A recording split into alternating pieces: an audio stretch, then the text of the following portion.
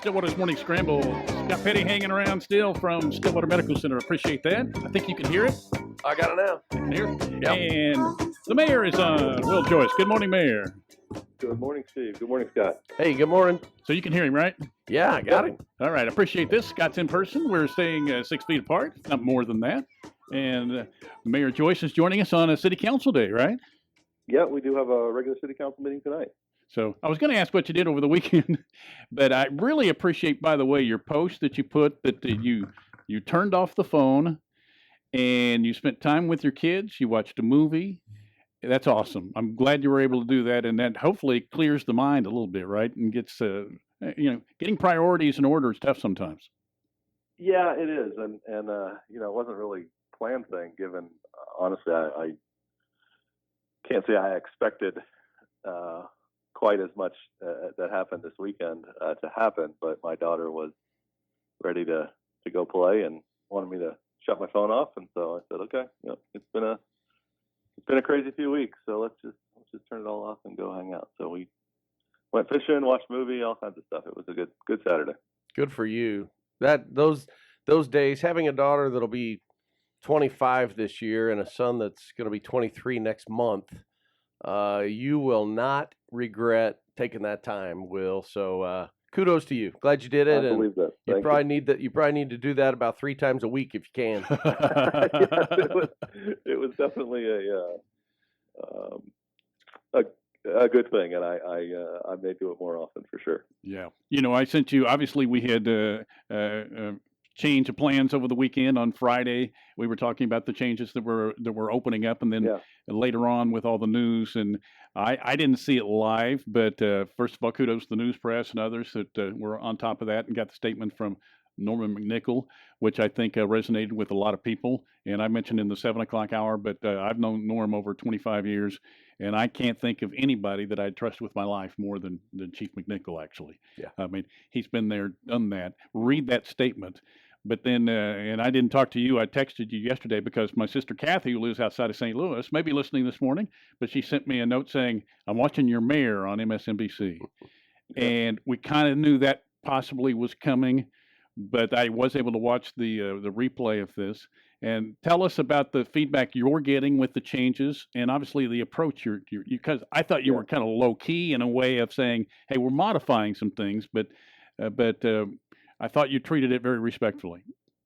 Well, yeah, and it was distressing, and really one of the reasons I decided to go on yesterday, the sort of national news, was to kind of I think try to realign the story a little bit. I don't know how much effect that had, but it got into the national news, and I think got turned into a little bit more than it was. But that's not uncommon, I suppose. So on Friday we instituted those new rules to get businesses back open, and we wanted those businesses to tell their customers to wear face masks while they were inside. We had debated for a couple weeks about a broader face mask or face covering kind of a rule around town, and it's just so hard to ask our officers to be out there trying to enforce, and so many things, different things going on, that it's a pretty complicated issue to try to put in place. And we thought that might be a good compromise. We figured people would say, well, if I'm going in the store, that makes sense. I'll put a face mask on. But that wasn't the case with at least a couple of folks, and I think it was really not that many. It was not. I think a lot of the messages I got this weekend, people read the stories and assumed that there was like an armed mob that showed up at some of these places, and that's absolutely not the case. I don't know that we had anybody brandishing firearms at store clerks. We did have a phone call, a threat sort of phone call phoned into City Hall, but honestly, that's not entirely uncommon. We had that happen when we were talking about the permitless carry referendum on City Council a few months back. So, it was problematic, and what was concerning for us was just that store employees were potentially, having to deal with angry folks or having to try to get people to not come in, and a couple people that did sort of push past or verbally berate some of those store clerks, and that to me, I don't want to put those people in that position if we weren't going to be able to send cops out to every store in town and make sure people were to do. So the modification was really just to tell those stores, you don't have to keep people out. You don't have to put your employees in that situation. We still want them to encourage their customers to wear masks. Still think it's the right thing to do. So that, it was really done just to not have those frontline employees. And honestly, I wish we could go back to, last Wednesday or Tuesday or Wednesday when we were coming, kind of trying to figure all this stuff out and maybe come up with a little better initial plan for this. But it is what it is. I think we made the right decision to not have those folks doing that. And it definitely got picked up and turned into a little bit more than that. I got quite a lot of feedback from national sources, and not all of it was very nice, but that's the job, I suppose. Yeah, it is the job, and we appreciate it. At the hospital, of course, we are going to enforce the face mask, face covering rule, and we stand by that. But it's different in the city, and you're right. You can't expect those employers that are putting their employees in harm's way, I guess, because somebody has a kind of a perspective that's different, and that's a very sad reality of our society today.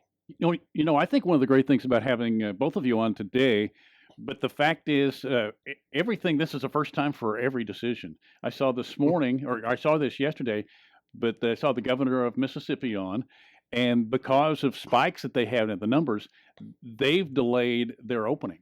They were going to open up, and they're still planning on, an opening later on. He was optimistic, but because of numbers that came in, they were changing plans.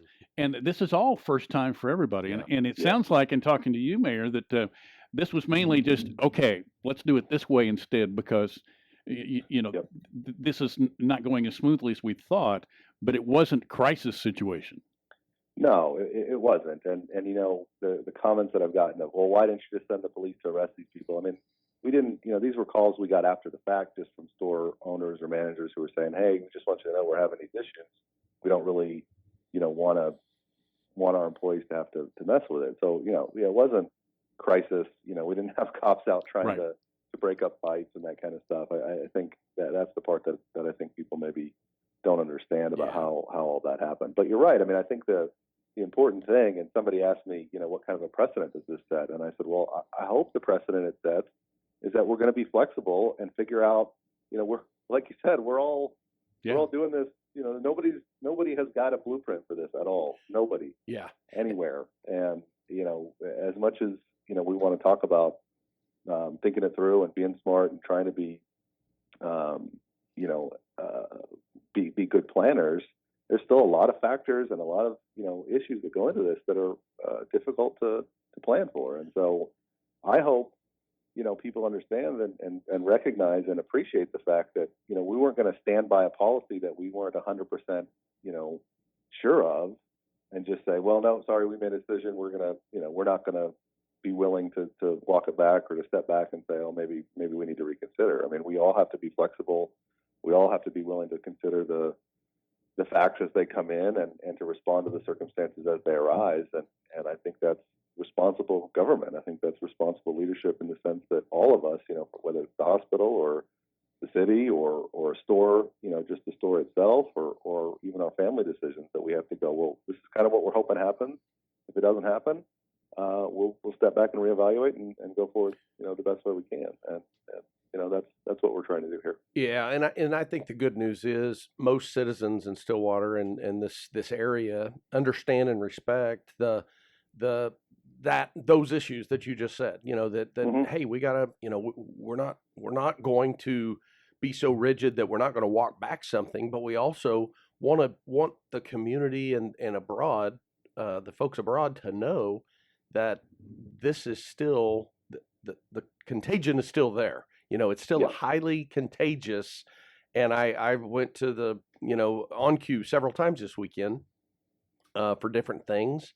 And I would see some people wearing, some people not. And I just keep, reminding myself, this is for you. I'm doing it for this other person that I don't know that may, that may or may not have a relative that has some underlying health condition.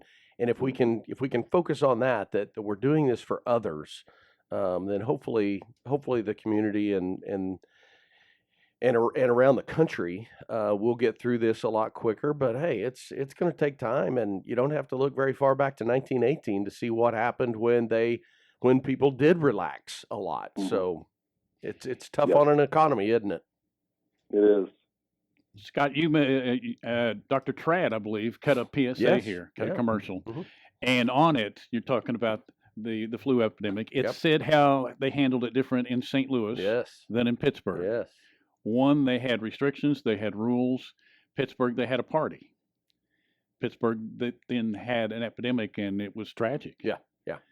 And so you could sort of use that as a guide, even though it's 102 years ago. And yeah, and It's- we have an example of that very near to us in another community where someone went to a party, a young person went to a party and then went to some other event that same weekend and had already had the test before the party, but turned out to be positive, and now that community Wow. has quite a few positives.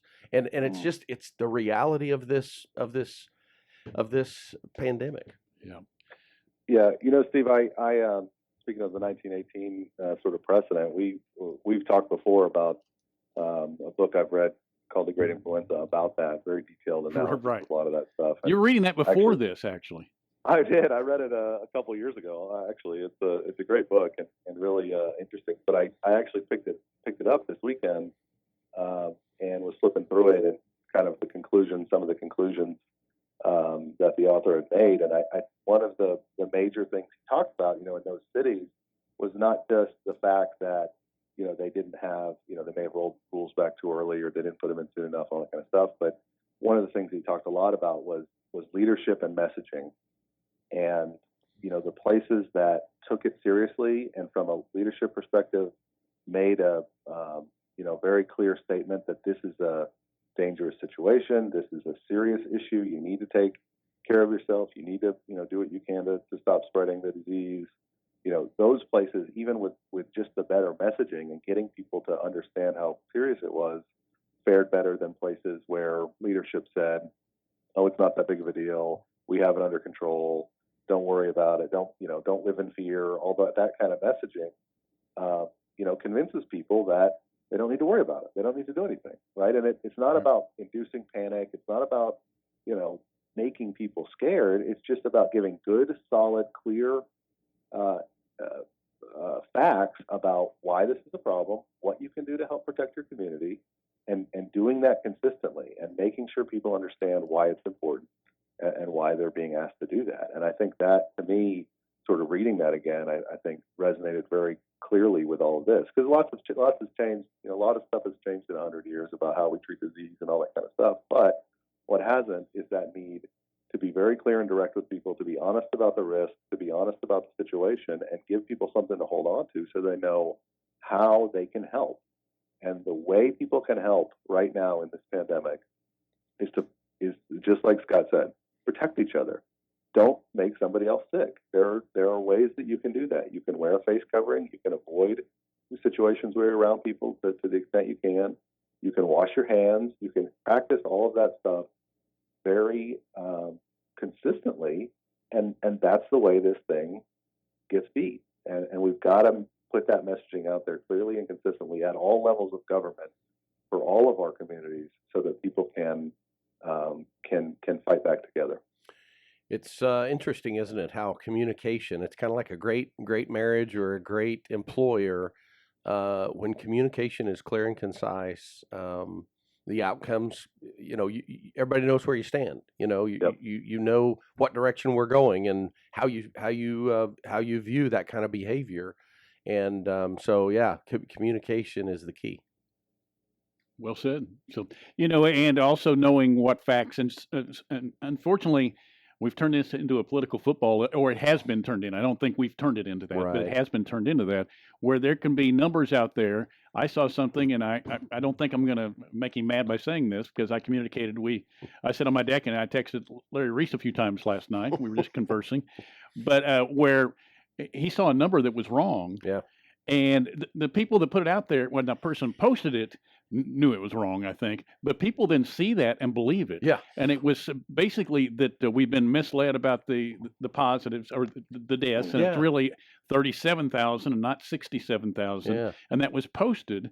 And then Larry, to his credit, retweeted that and corrected it He did. with the proper. But getting that information, and hopefully people saw the CDC numbers, but they were feeding false information. A certain amount are going to buy into that. Yeah. And They're going to glance at it and say, "Oh, I believe that guy." Well, on that social media platform, he's got a blue check mark. And right before we went on, Mayor, I was telling Steve, I said, they ought to remove the blue check mark when somebody is flat out there. That means you're verified, right?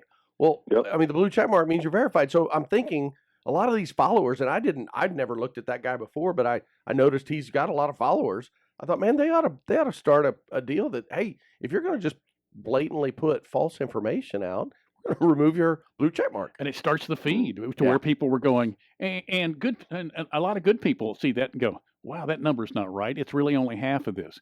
Where do you go? The CDC, obviously, and I go to the our own site here to find the very latest numbers. I printed those out for the state of Oklahoma here. But where do you go, Mayor? Same places. Certainly the CDC, the State Health Department. I talked to the folks at the hospital. Scott and his team have been fantastic in terms of communicating with us about what's going on here. But yeah, trying to find those numbers and find, and understand the different, the context sometimes of those communications is a problem. I've gotten a lot of messages in the last couple of days that, the Surgeon General and the CDC have all been saying, or Dr. Fauci even was saying, don't buy masks, right? And they go back and look at the context of those, and I said, well, okay, let's notice that these are all from the end of February and the beginning of March, when they were saying, don't go hoard medical masks because you're taking them away from our medical providers, and they're going to need them when this thing starts to grow. And now, if you go look at current information, of course, they're saying, absolutely, a cloth face covering, not a medical grade mask, not a, you don't have to go try to take those away from the people who need to use them in their jobs, but you should be doing this as a protection for other people. And so, understanding the context, when you see numbers, when you see statements, going in and digging a little deeper instead of just reading a headline is very, very important. I think a lot of the feedback we got this weekend was really just based off headlines. Clearly people had not either read the story or done any kind of investigation on what happened here this weekend. They just responded to a headline, and that is that's problematic. And I think that again goes back to the need for consistent messaging across organizations and leadership to say, here's what's going on, here's current factual information. Let's all put that same message out so everyone can understand exactly what's happening, and it's concerning when that doesn't happen. Well, and things change too, as you know, Will. We initially we made that call for face masks to be made literally 1 week after we said, okay, we've got to start shutting down the surgeries at the hospital, and the health department actually came at us and said, whoa, you can't be making face masks. You can't be making fabric face masks. Well, now they're out there saying, wear a fabric face mask. It has really changed. The CDC has said it. So, it has really changed. And the point of that is not to say the health department said anything wrong or we did something wrong, but it's just to say this is new territory and things change, and face masks are they're gonna have to become a new normal if we're going to have students on campus. Probably. I don't think it's going to die out in the next 2 or 3 months. It might. We don't know. But face masks, somebody asked me where we can get face masks, and we're still telling people you can make the fabric face masks. You can buy them on Etsy. You can buy them online. Just do a Google search. But also, I know Chris's has started selling them. So there's fabric face masks out there. And I don't mean to just plug Chris's. I think there's other locals. Maybe Dupree's has them. Dupree's has them. Yeah, I've seen lots of places with them on order. Yeah. So the point is, we just have to be all mindful that things change. We get more information. We learn just like what happened to us on Friday. Things change, and so we've got to be flexible. And the great news is, in a community like Stillwater, I believe we are flexible. So yeah. I even saw where Vice President Pence has come out publicly and said he made a mistake by not wearing a mask to the Mayo Clinic. Yeah, And that's good. and hopefully that resonates with some people when the Yeah. Vice President of the United States says, "I messed up. Yeah, good for I him. should have worn a mask." Mhm. And so hopefully people will hear that, and and I will say, I don't know if you've been out yet or not, Will. So, oh, by the way, I did watch your MSNBC thing. Yeah, First of all, good job. There is I haven't watched it. no, you did. You did a good job. I sent you a note saying my sister Kathy said impressed. Yep. And but there's a place called Room Raider. I think that's the name of the website, and Oh yeah. they rate the background on all these people who are doing the interviews from their house, on their bookshelves, and all this stuff. I can't wait to see how you score. I like don't it when know. I like it when he's in his office and you can see the cows behind him. Well, it's Yeah. not really. Are there cows out there, Will? There aren't any right now. Actually, this pasture out behind my office had some OSU equestrian horses on it for a while. Yeah, Wow. They moved them off there for It looked now. like you had some bobbleheads in there. I do. Yeah, I've got my my Red Sox World Series 2004 Kurt Schilling bobblehead back here. I've got a Allie Reynolds bobblehead from a giveaway that OSU baseball did, and Very cool. yeah, a couple other things. But that's kind of a new hobby people are having. Let's analyze everybody's room That's when they're funny. doing these things. So We're So- bored. We're bored when we're raiding the room. yeah, but the Cheryl Teague poster was really stood out. So it's like, Yeah. No, That's on the other wall, Steve. oh, okay. No, anyway, no, it looked good, but I thought, hey, there's some bobbleheads. I bet those are baseball bobbleheads. They are. Yeah. And Yeah. so no, Actually, I've got a Dwight Schrute one too from The Office. So oh, very good. it's an So eclectic collection. no, it looked good. So that's just a part of it. Did your phone explode after that? Not really. I mean, I got a few more messages. I did get a really nice note from a gentleman that my wife looked up. I think he's in Colorado, and she said she looked him up, and he's had some news stories about I don't know. He was something with his wife, but anyway, he sent me a really nice note. Said, you sounded great. I appreciate you being on, but just so you know, you said a lot. And that gets in the way of your message when you say a lot while you're speaking. And I said, you know what? That's good constructive criticism. I appreciate that. Absolutely. So Yeah. I got a few messages. Yeah. Well, I don't know that you say it a lot, but I probably say it a lot. I didn't notice it. People say, Yep. they point out uhs and stuff like Sure. that. But if you watch a lot of very good journalists when they're doing interviews, you watch Anderson Cooper at night, and he meanders. I'm sure I do too. We all have stuff that are basically pauses. But I've listened back and I've noticed stuff. Okay, I need to remove that for a while. Then you end up with another crutch almost. Yeah. So It's tough. It's so tough. but I thought it was it's odd how this is I can say that we've been putting interviews, by the way, on our Twitter feed, and I think Scott's listening to some of those. You'll probably be able to listen to this one, but I can tell who's listening. I can't tell who's listening, but you can see who likes them. And this is more statewide. Mike Turpin listens Yeah, to some of these. I saw that. Yeah. Somebody followed yesterday that has Amy Klobuchar as a follower. I have no idea who she is, but they liked the interview that the mayor was on earlier. And so my guess is they watched you on MSNBC and then did some snooping or something like that. So it is odd how this has become such a national story. And so It is. Yeah. So, Mayor, does all this make you want to run for a little higher office? Not even a little bit. He No, offered to that's train never me been- jobs the other day. So That's never been something I've gotten a lot of messages from people. Oh, you're never going to get elected, anything, and I'm sort of like, oh, okay. I mean, you're That's not hurting okay. my feelings. I'm okay with that. My family would Yeah. love to have me back.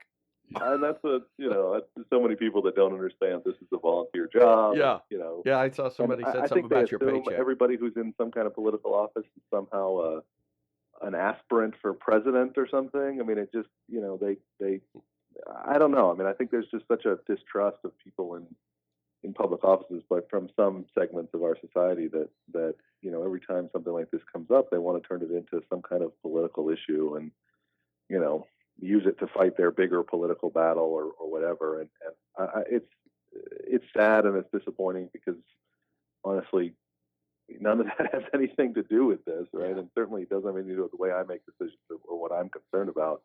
I'm not a member of a political party, and I have no intentions of going anywhere else to do anything else. I mean, municipal government to me is where the rubber meets the road.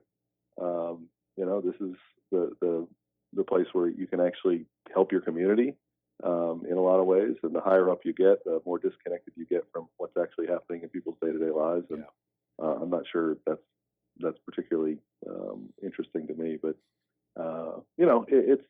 it is what it is. Like you said, it's the national climate right now. That's one of the things I'm posting, and I kind of debated about whether to put up some of those mean emails that I put on Facebook and Twitter this weekend.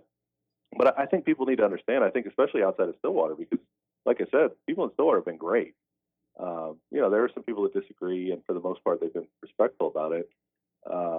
But man, the level of vitriol and just, the willingness of people to say terrible things to other people on, an electronic medium is really sad. And I think it's something we need to know is out there, and we need to consciously keep ourselves from doing. Well, in reading those, I'm guessing they didn't come from Stillwater, based on but you said the people in Stillwater have been. I certainly didn't recognize the name. Okay. And, some of them had, where they were from. They put, I'm from Colorado. I don't even live in your town, and I think you're terrible. Something like that. Right. But I thought and people that haven't seen that, because I read them, and I thought you did a good job at posting, because they were people who were looking at it, came from it from a different point of view, but still shared the same venom and hate. And here's what you should have done. You should have. Yeah, I guess that's right. That was get the grammar police after me here in a little bit. So it's surprising and very ironic, in the sense that, the people who were telling me that we caved in to mean, hateful, violent, abusive people by being mean and hateful and abusive and violent in some of their, messages. And it's sort of like, well, wait a second. If you think people shouldn't get stuff done that way, why are you acting that way? You're right. So I don't. That to me, I think it actually just makes it easier to dismiss, in the sense that that's not clearly you're not making a valid argument about what should have happened here or how we should have made decisions. I mean, you're just mad. And, I think that there's a lot of people who are mad and they're frustrated. And I think, again, that goes back to this issue of messaging and consistent communication, because there's so much different information out there. Nobody, it's very hard to know who to believe and who's right and what's true. And that just creates, I think, that instability that breeds frustration and anger and people to lash out, because they don't have that thing to hold on to.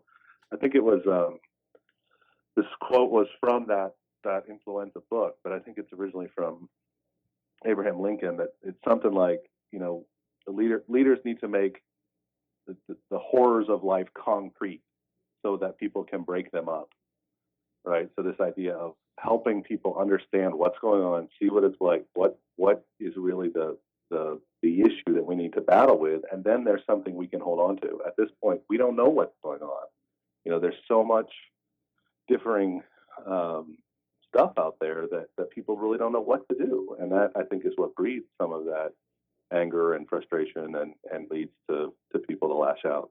I feel like this is like a therapy session, which is good. But okay, I've got something. I may be wrong on this, but based on what Will just said earlier about people don't trust politicians, and here's my theory a little bit. And I think in some of the reason we don't trust politicians is justified, and this is also why it's been such a stretch here in Stillwater.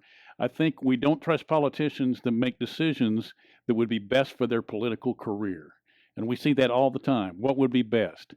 And in the cases, we've had a few cases with you as the mayor here, where the decisions that you made, which you even termed as controversial in your post yesterday, would not, if you're a career politician, they would not be the easiest or the best for political advancement necessarily.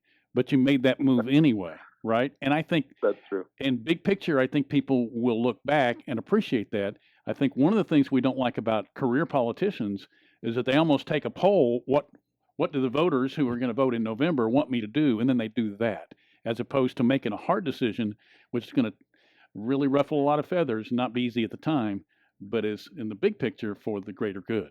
Fair enough?